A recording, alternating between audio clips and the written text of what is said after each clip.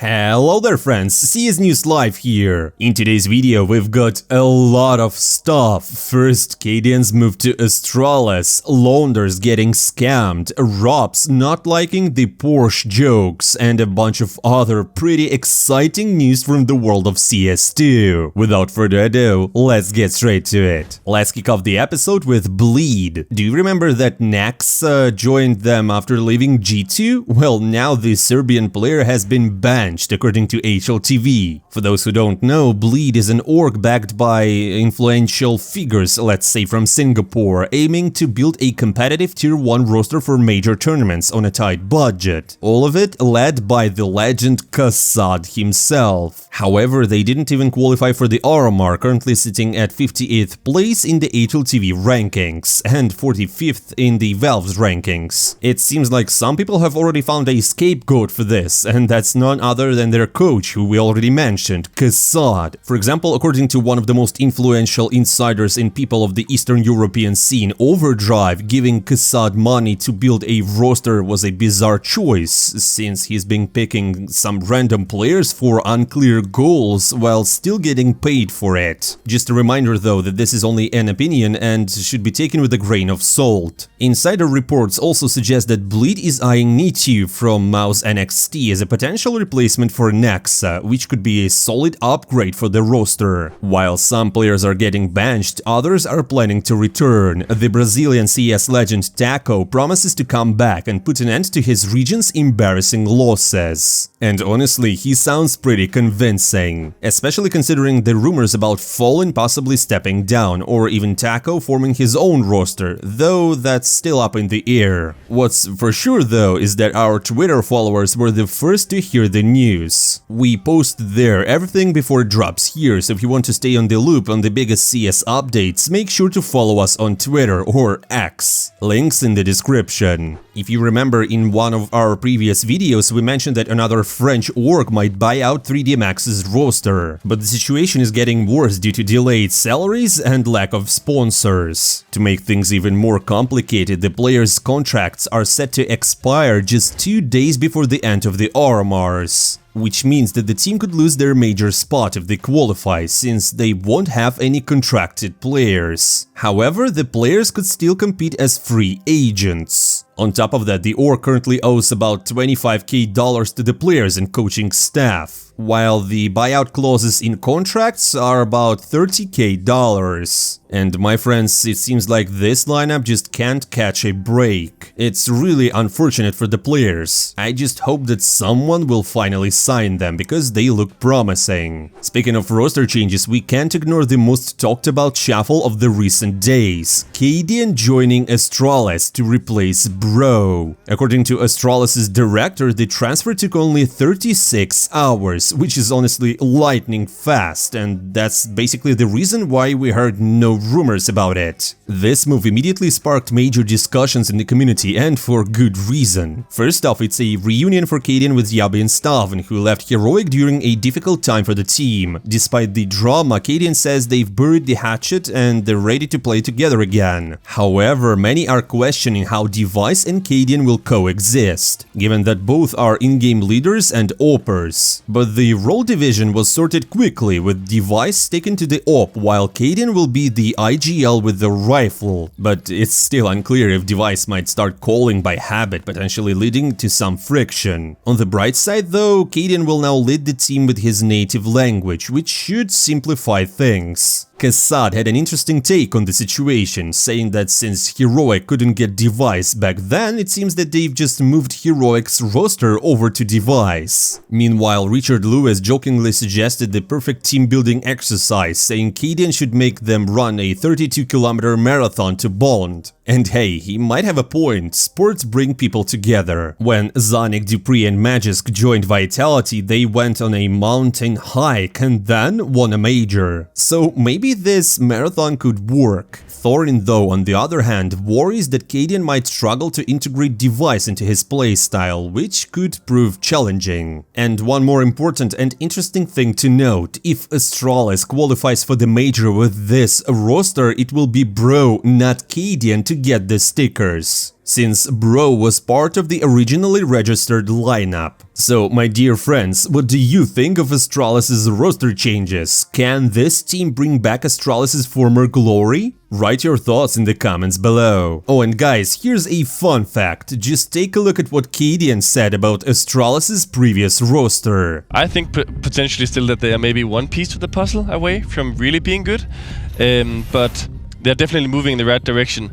And I think that for them, they have to start making not just semifinals but also finals and potentially lifting a trophy, because if they don't by the end of this year, I think they're going to be looking at each other and say we need to make one more change. Really fast, what's the one piece? You said they're one piece away. Come on, Cadian, what's the piece? No comment, no comment. I don't know. Man, I think Casper knew he'd be joining Astralis. Amazing stuff. But my friends, we still have a lot to talk about, so let's move on. ENCE has made some roster changes after a string of disastrous performances, even in non-tier 1 tournaments. Following a coaching change, ENCE officially parted ways with Goofy, and rumors suggest that Glaive might step away soon. This means ENCE will need to find at least 2 new players, including a captain. And you know what? Nexa and Hooksy are the 2 names to come to mind first, as both are currently teamless, and they both already have chemistry. However, it's unclear if this will strengthen the roster of ENCE. Insiders also report that Nate2 is being tested for the team, though Bleed is also eyeing him. To be honest, Kassad's lineup look a bit more promising at this point. Another captain shared his dream. Apex really wants to win the EPL. According to the Frenchman, they haven't lost in the group stages for the past 2 years, and they deserve to be rewarded for that.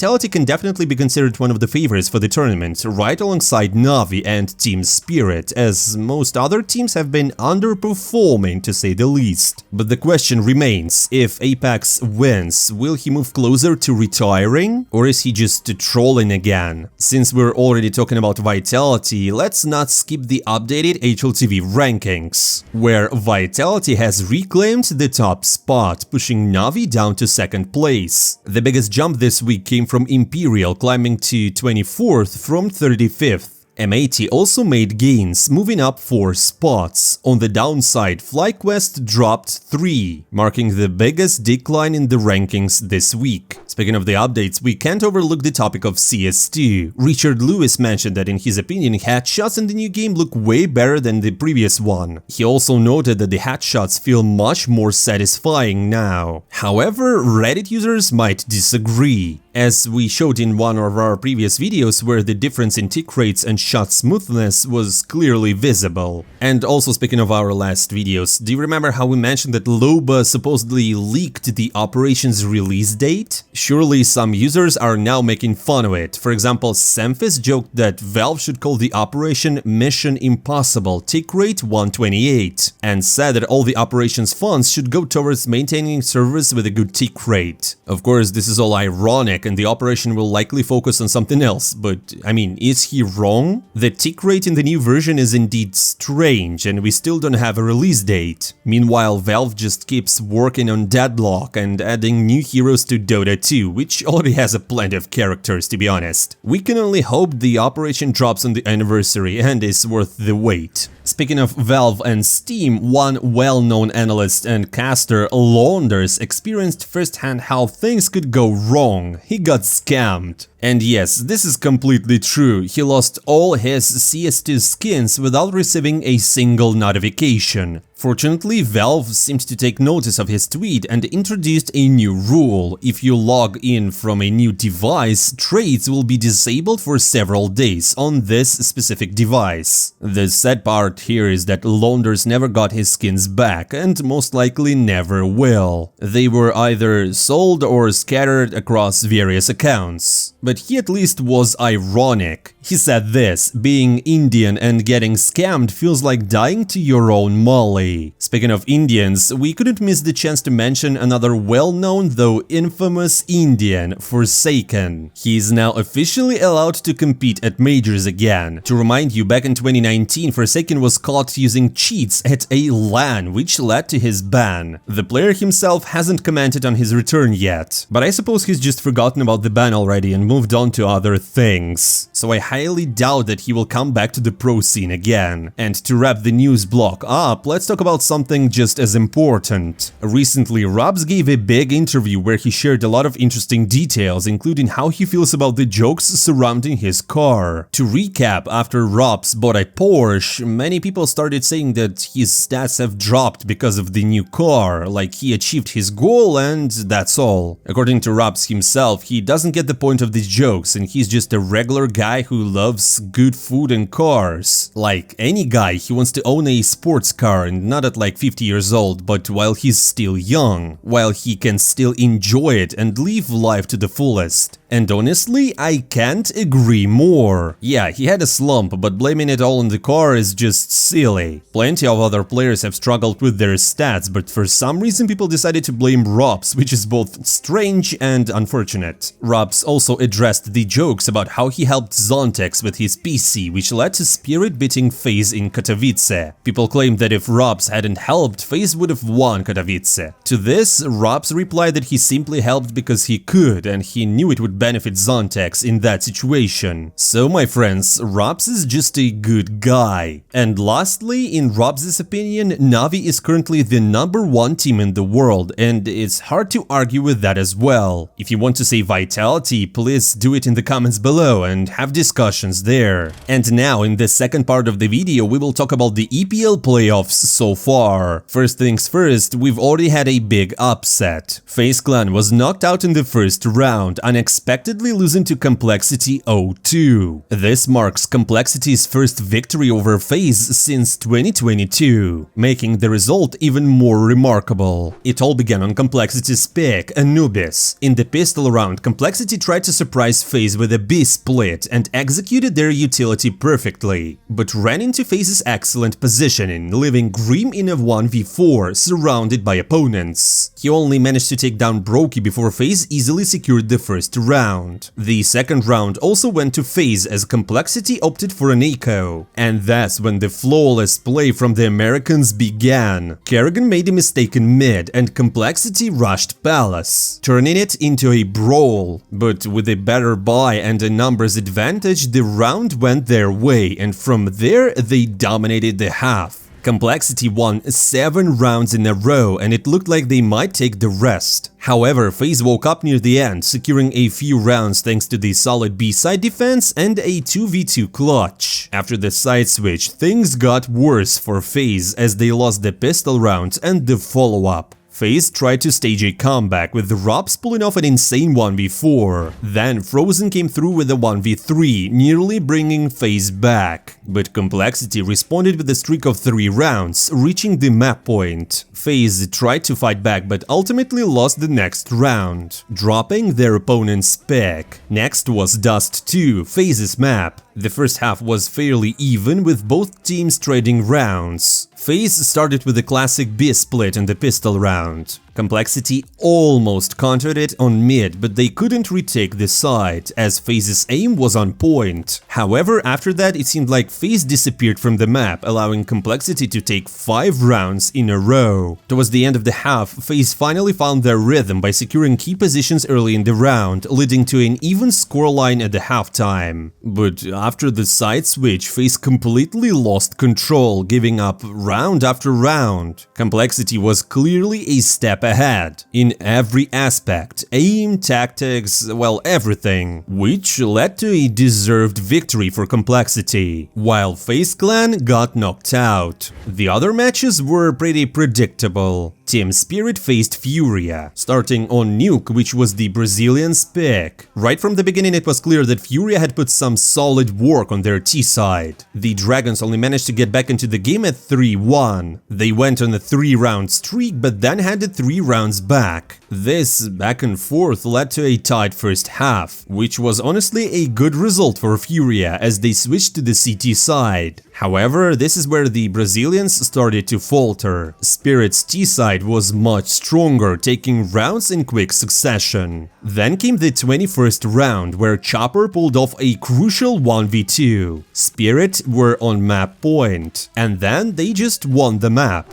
Next was Anubis, Spirit's pick, and it was a bit easier. The Brazilians won the first 2 rounds, but then gave up a 6-round streak to Spirit. They managed to grab 2 more rounds, but it wasn't enough, as Spirit ended the first half with a commanding 2-fold lead. After the side switch, Furia started to come back on the CT side, taking round after round. But despite their efforts, the Dragons managed to secure their map pack, sending Furia home to prepare for IEM Rio. There was also a match between VP and Heroic. It kicked off on Ancient, Heroic's pick. Initially, VP looked quite solid, winning both the pistol round and the follow-up. But things started to go wrong in the full buy round as Heroic began racking up rounds almost non-stop. The situation shifted again at 5-2, this time in VP's favor, as they won 5 consecutive rounds. By the end of the first half, the teams were nearly even, with VP leading just by 2 points. However, after the side switch, it became clear why Heroic had chosen this map. VP only managed to take 1 round in the second half, while Heroic secured 8. VP had chances to come back, but first Nerds won a 1v2 clutch, and then Shush did the same, delivering the final blow to Virtus.pro. Next was Dust 2, Virtus.pro's pick, but it felt like it was Heroic's pick because VP were simply absent. In the first half, VP barely managed to take 3 rounds despite playing the stronger T side. In the second half, they picked up another 3 rounds, while Heroic went on a 4-round streak to close out the game, sending VP home. Whether this was due to the upcoming roster changes or just bad luck, it's honestly hard to say. And the final match of the day was the Mongolz versus BIG. The first map was Ancient, the Mongolz pick. It started with an almost successful 1v4 by Techno, but he just ran out of time. After that, BIG secured 3 more rounds, leading 4-0, but then the game shifted, with the Mongolz winning everything they could. For instance, in the 8th round, 9-10 won a crucial 1v3, cementing their dominance. This led to 8-4 in the first half. Things got even worse for BIG when the Mongolz won the pistol round and the 4th round, which led to 10-4. However, after that the Mongolz started to fall apart, losing round after round and barely managing to win one in return. So we had the overtimes on the first map. And they were incredibly close, with both teams trading rounds, but in the end luck was on the side of the Germans as they took the Mongolz' map pack. Next came Nuke, and initially it looked like it would be a close one. In the 3rd round, Creambo won a 1v2, but after that BIG started to crumble, leading to 4-8 in the first half. However, when the Germans got to CT side, they still had a chance to come back. But, well, MZNU had other plans. He pulled off an ace in the 2nd round. Granted, it was against an eco, but still an ace. BIG responded with a streak of 4, nearly catching up to the Mongolz. Then, in the 20th round, Blitz pulled off an unbelievable 1v2 clutch with just 13 HP left, pushing the Mongolz closer to victory. And, well, despite all the BIG's efforts, the Mongolz' lead was too large, which resulted in a 1-1 score. The decider was Mirage, and it played out in favor of the Mongolz. They somehow managed to easily win the toughest rounds, like in the 8th round when they pulled off a difficult 2v4. This gave them a lead in the first half. BIG's turn on the T side saw them win a streak of 6 rounds, almost consecutively, but the Mongolz' advantage was too overwhelming, leading to the victory on the deciding map. So nice try BIG, but the Mongolz move on. The second round of the playoffs brought us another intense match. match. It was an all-American derby, Complexity versus Team Liquid. The match began on Nuke, and frankly, that's where the analysis of the map can end. Liquid just dominated the first half, winning 12 rounds, and then quickly closed it out, giving away only 2 rounds. The map was highlighted by an impressive clutch and a ninja defuse from Ykinder. Next up was Anubis Complexity's pick and their strongest map.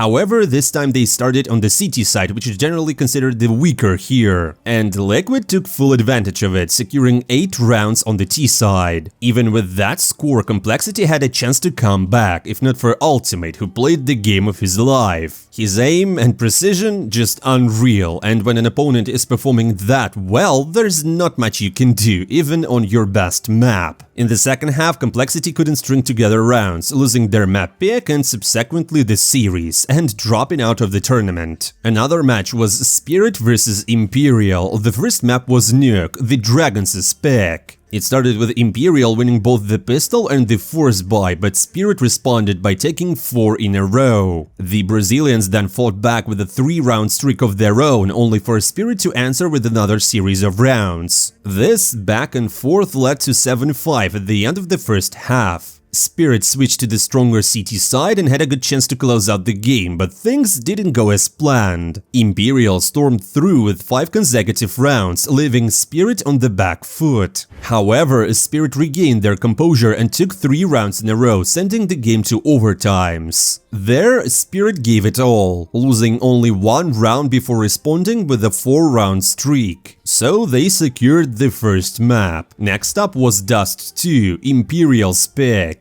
And honestly, the Brazilians just struggled in the first half, managing to win only the first, the last, and 1 more round, while Spirit just dominated in all the others. After the side switch, Spirit wasted no time, quickly finishing off their opponents and sending them back home. On this day also, Heroic faced off against Mibr. The first map was Heroic's pick, Mirage. From the first half it was clear that Heroic were in control, winning 9 rounds on the T side. The second half, though, was a bit tougher for them, as the Brazilians managed to string together nearly 6 consecutive rounds. However, the lead Heroic built in the first half was just enough to close out the map. Next up was Anubis, Mibr's pick. Early on it seemed like Heroic were going to dominate again, as they secured 8 in the first half. Surely, again, being on the stronger side on Anubis, so it wasn't really surprising. Obviously, when the sides switched, Mibr mounted a comeback. They won round after round. Heroic only managed to take 2 in the second half, allowing Mibr to push the match to the decider. And it was Nuke, and you know what, guys, it turned out to be surprisingly easy for the Brazilians. Playing on the T side, Mibr took 9 in the first half, an impressive number for the weaker side. Even winning the pistol round didn't help Heroic to make a comeback, as the Brazilians set up a rock-solid defense, securing their victory and advancing in the tournament, which means that Heroic got eliminated. Next, it was Eternal Fire versus the Mongolz, and it all started on Mirage, the Mongolz' pick. And at the beginning the game looked pretty close. It was back and forth mostly, which led to a slight advantage in favor of the Mongolz. But in the second half, Eternal Fire felt a lot better. First they took 3 in a row and came ahead, but then they also lost 3. Still, they managed to get themselves together and made it to the overtimes, where everything was decided by Blitz in a clutch of 1v2. Next was Anubis, Eternal Fire's pick, and right from the start they showed why they chose it. They were doing really well in the attack, but when it was 6-2 they just broke and couldn't manage to get a single round more, which led to 6-6. Still, after the sides switched, Eternal Fire started to dominate again, and the Mongolz could only respond with the round here and there. Eventually, Eternal Fire just took their map. And the decider was Inferno. There, the Mongolz started in attack, which brought them some advantage. So they got 3 in a row at the beginning, and then it was back and forth again. And with a slight advantage, the Mongolz got 7-5 at the end of the first half. But then the tables turned. Eternal Fire were leading, and despite all the efforts from the Mongolz, Eternal Fire could grab almost 7 rounds in a row. The Mongolz just couldn't do anything about it. They're now heading home while Eternal Fire will move on. Now let's move on to the quarterfinals, starting with the match between Mibr and M80. Anubis, M80's pick, but the Brazilian squad took control. The Americans barely woke up at 5-1 and then managed to string together 5 rounds, ending with a spectacular and crucial 1v2 clutch by Swisher, who survived just with 2 HP. After the side switch, M80 got lost again, giving away 6 consecutive rounds. And then Safe got this incredible ace. Once Mibr reached the map point, M80 seemed to come alive. They secured 4 more rounds, but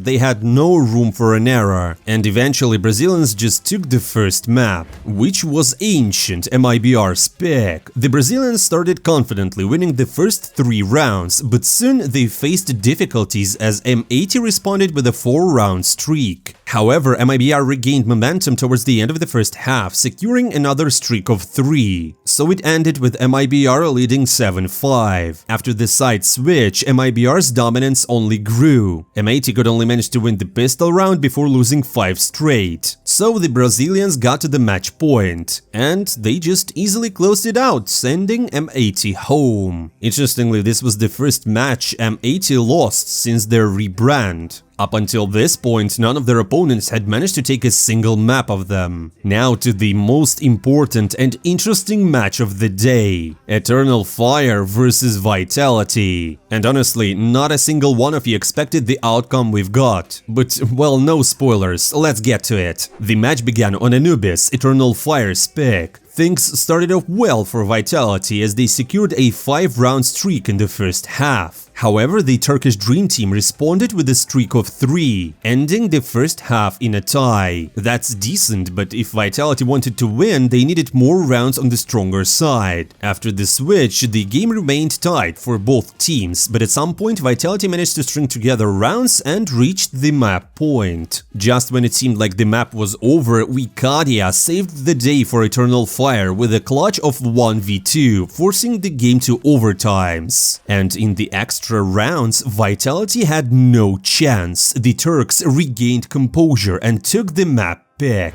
Next up was Nuke, Vitality's pick, and they started pretty strong, winning 3 in a row on the T side. After that, the rounds went back and forth, with each team taking turns securing rounds. Eternal Fire had all the chances to tie the first half, but Major narrowly missed out on winning a 1v4 clutch, possibly their last chance to gain a foothold. After the side switch, Vitality won 6 consecutive rounds, pushing the series to the 3rd map, and the decider was Inferno. It kicked off with a brilliant pistol round from Mezzi. Even though he doesn't always play the best, he can step up in the most crucial moments. His performance led to a 4-round streak for Vitality. The Turks managed to win a few rounds, but Vitality's advantage was just too great. A 2-fold lead by the end of the first half. However, after the side switch, Eternal Fire came alive, winning 5 rounds in a row and even taking the lead. Vitality needed to get back in the game quickly, and Zaivu did just that, pulling off an incredible 1v4 clutch and securing an ace. But this didn't stop the Turkish squad, who pushed the game to overtimes. And these OTs were some of the most intense in recent memory. Both teams won seemingly unwinnable rounds, and even 1v3 clutches didn't guarantee victory in the following. This led to the game extending to triple overtimes, where everything was decided when Centaurus won a 1v2, putting his team on match point. The Turks didn't let this opportunity slip and secured the final round and the match. In the end, Vitality were eliminated from the tournament despite having one of the easiest brackets and being considered one of the favorites. Apex's dream of winning the EPL remains unfulfilled, I guess, and maybe next season he'll have the chance. The next day brought us the Eastern European Derby, Navi versus Team Spirit. Before diving into the match, it's worth noting that Navi had previously never managed to win more than 1 map against Team Spirit, according to the stats. Now onto the match itself, which began on Dust 2, Spirit's pick. However, it looked like Navi had chosen the map as they easily took the first 5 rounds. They gave 3, but then also secured another 4, giving them a commanding 3-fold lead by the end of the first half. After the side switch, things got worse for Team Spirit as Navi grabbed the first 3 rounds on the T side, with JL sealing the deal with a crucial 1v3. But the highlight of the game wasn't the clutch, it was JL himself. Just look at this. Although he later, after the match, just apologized, saying that he was too emotional and that next time he'll show 2 fingers instead.